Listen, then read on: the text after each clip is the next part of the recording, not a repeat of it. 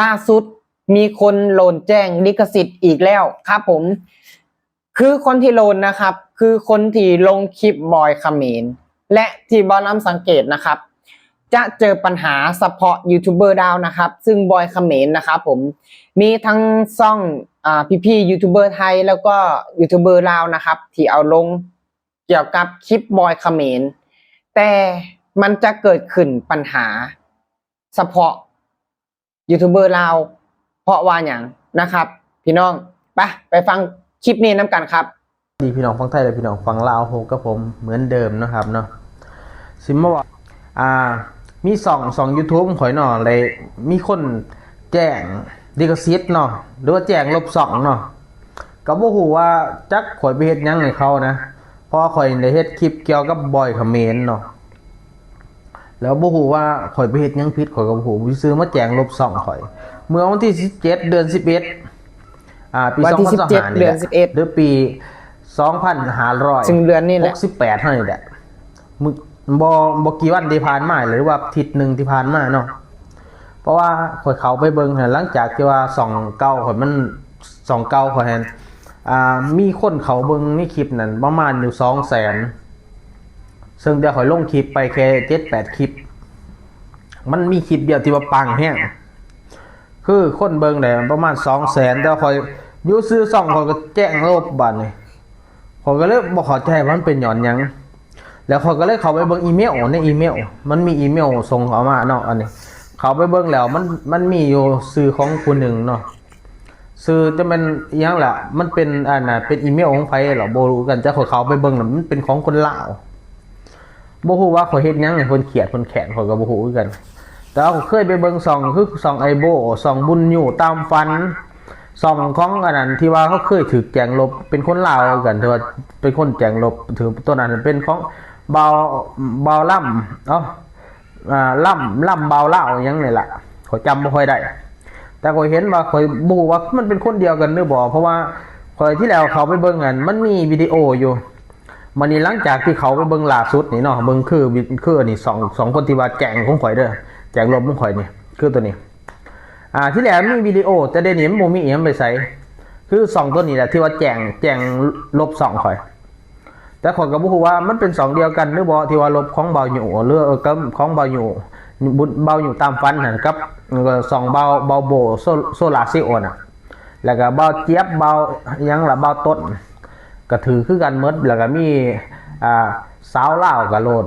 แต่ว่าคนมันเป็น2เดียวกันพวกนั้นแต่ว่าบ่ฮู้ว่า2ตัวนี้มันมีความเกี่ยวข้องกันหรือบ่ข่อยก็บ่ฮู้เพราะว่าเพิ่นนี่มันเป็น2คนลาวแต่ว่าเขียนภาษาเขมรแล้วก็มีรูปของบอยเขมรเนาะแต่ว่าเป็น2คนลาวเบิ่งเลยเป็น2คนลาวเจ้าบ่ฮู้ว่าเป็นไผก็บ่ฮู้ว่าเป็นคนลาวกันยังต้องอิจฉากันนะต้องอิจฉามาบิดเบียนกันที่ว่าเส้นทางหากินกับคนแบบว่าอันนี้กันบ่ต้องมาอิจฉามึงเบียดกันมันแบบว่าจังได๋ล่ะเฮาบ่เฮ็ดหมู่ก็เฮ็ดเฮาแต่แม่นอีหยังเฮาบ่อันนี้บ่ไปยุ่งกับหมู่แต่หมู่ก็มายุ่งกับเฮาผมก็อยากรู้เหมือนกันครับทำไมครับคนลาวทำไมต้องอิจฉากันด้วยครับคนเราทำมาหากินสายอาชีพเดียวกันครับไม่รู้ว่าจะอิจฉากันทำไมครับคุณทำได้แค่ไหนก็แค่นั้นครับก็ดูนี่นะครับคนนี้นี่แหละครับเอารูปบอยเขมรลงแล้วก็เขียนภาษาเขมรแต่จริงๆแล้วเป็นคนลาวนะครับเพราะว่าเคยมีคลิปอยู่แต่ว่านี้เขาลบออกแล้วผมเลยทักไปหาเบาบุญยุนะครับเบาบุญยุตามฝันนะครับแล้วก็ได้คุยกับเขาแล้วก็มาถามเขาเรื่องที่พี่โบแล้วก็เพื่อนพี่โบที่เบาต้นเบาเจี๊ยบเบาอะไรเบาน็อตหรืออะไรจำชื่อไม่ได้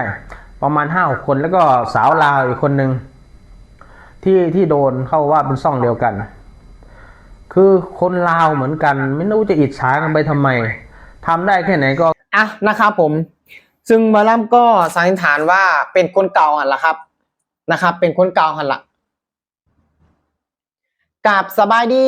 สวัสดีครับสวัสดี FC ทางฝั่งไทยแล้วก็ฝั่งลาวนะครับผมวันนี้ก็มาอยู่ในซ่องบ่าวลำชาแนลเส้นเก่าเส้นเคยนะครับพี่น้องนะครับพี่น้องล่าสุดก็มีคนหนึ่งโลนอีกแล้วนะครับพี่น้องซึ่งเป็นซ่องเก่านี่แหละพี่น้องเป็นซ่องเก่า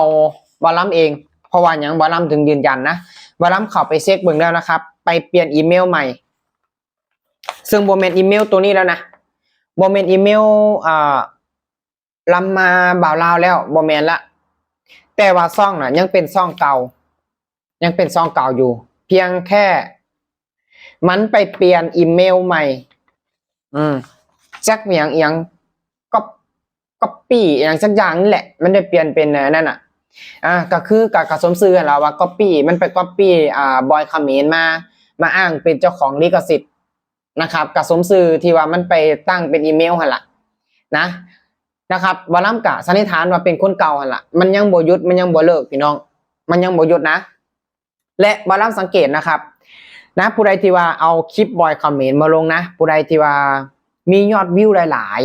ๆมันจะเล็งใส่คนนั้นเลยเพราะว่าอย่างมันจะตัดทางทำมาหากินมันอิจฉามันย่านคนลาวคือการเนี่ยได้ดีกว่าได้ดืนและมันเอาง่ายๆมันก็คือตัดขาคู่แข่งหั่นล่ะยูทูบเบอร์มันมีหลายคนแม่นบ่มันมีหลายคนแล้วบัดนี้มันย่านแบบคนอื่นขึ้นมาแซงมันก็เลยไปตัดแขงตัดขาคนอื่นบ่ให้คนอื่นเนี่ยมี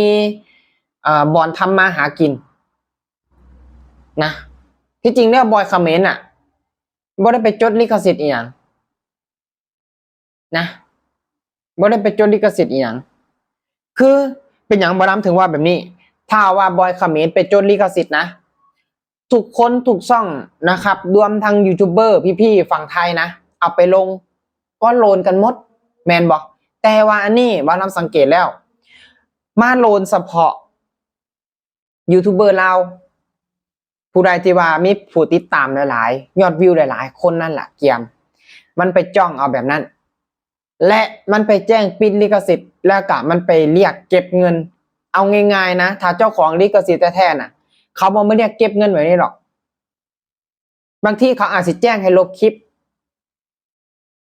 เนาะเพราะว่าเอาคลิปเขามาลงเป็นบอกเขาอาจจะแจ้งให้ลบคลิปแค่นั้นหรือว่าเขาบ่เรียกเก็บเงินหรอกเพื่อที่จะมาปลดล็อกให้แบบนี้นะปลดซ่องให้แบบนี้นะถ้าว่าเขาเป็นเจ้าของลิขสิทธิ์แท้บ่น้ำเสือว่าเป็นแบบนี้นะแต่อันเนี้ยเหมือนกับค่ายแบบว่าเป็นพวกสแกมเมอร์เป็นพวกคอลเซ็นเตอร์เพื่อมีการต่อรองอย่างสักอย่างหนึ่งก็คือการที่ไปเรียกเก็บลิขสิทธิ์หรือว่าไปคูปิดซ่องเขานะเพื่อเป็นการปลดล็อกแล้วก็จ่ายเงินให้แล้วก็ปลดล็อกซ่องให้นะว่าเราสังเกตแล้วเห็นมาแบบว่าคนลาวเนี่ยแทบจะทุกคนเลยนะที่ว่าโดนแจ้งลิขสิทธิ์แต่ว่ายูทูบเบอร์พี่ๆฝั่งไทยก็เอาบอยคาเมนไปลงแต่เป็นอย่างคือบอดโลนแจ้งลิขสิทธิ์ทั้งที่ยอดวิวกันหลักหมื่นเนาะแต่ว่าบางคนเนี่ยยอดวิวของเรา200,000ก็เลยโลนซะว่าเราสังเกตเบิ่งละแล้วก็เฮ็ดในหลายๆคนบ่กล้าเอาคลิปบอยคาเมนมาลงเพราะว่าหยังเพราะว่าย่านโลนแจ้งปิดช่องย่านโลนแจ้งลิขสิทธิ์อีกเพราะว่าทุกคนเนาะกะฮู้ดีแหละว่ากว่าจะสร้างช่องขึ้นมาได้น่ะมันบ่ได้แม่นง่ายๆเลยนะบางคนก็ต้องใช้เวลาเป็นปีๆคือช่องเนี่ยช่องใหม่บอลัมเนี่ยที่ว่าบอลัมใช้ตอนเนี้ยคือ4 เดือนแล้วที่บอลัมสร้างมาแล้วก็สร้างเองคือบอลัมแบบตรงๆก็คือบออันนั้นละเพราะว่ามันมีประสบการณ์มาครั้งหนึ่งละบอลัมก็เบิร์ดโบกานะครับพี่น้องแล้วบอลัมก็เข้าไปเบิ่งพี่น้องซ่องนั่นมันมาตรงกันกับซ่องเก่าบอลัมเพราะว่าผู้ติดตามกับซ้ำเก่าผู้ติดตามกับซ้ำนั่นและมันมาแจ้งเตือนกับโทรศัพท์เครื่องนี้นะครับเพราะว่าเครื่องเนี่ยบอลัมกดติดตามซ่องเก่าบอลัมไว้แล้วในช่วงหนึ่งนะครับช่วงหนึ่งที่ว่านี่นะที่ว่าเขาไปหลอกที่ว่าเป็นคลิปซ่องบอยคาเมนเนี่ยเป็นซ่องเนี่ยที่ว่าเป็นซ่องบอยคาเมนนั่นเนี่ยซ่องบอยคาเมนก๊อปปี้เนี่ยนะครับ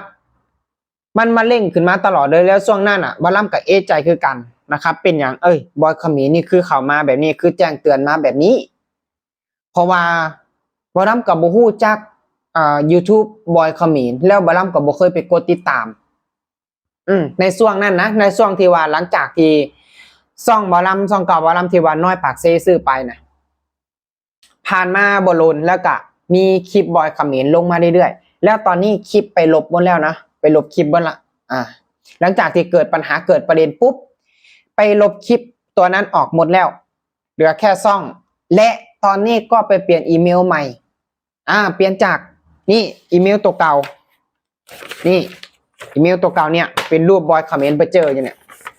อีเมลตัวเก่านะก็คือเป็นสื่อบาลัมก็คือรามาบาลาวทีวาน้อยปากเซเป็นคนตั้งให้นะครับแล้วตอนนี้ขับไปเปลี่ยนเนาะเขาก็ขับไปเบิงนะแล้วก็คนที่เช็คให้คนที่เบิงให้เนาะบางคนนั่นก็คือเป็นทาง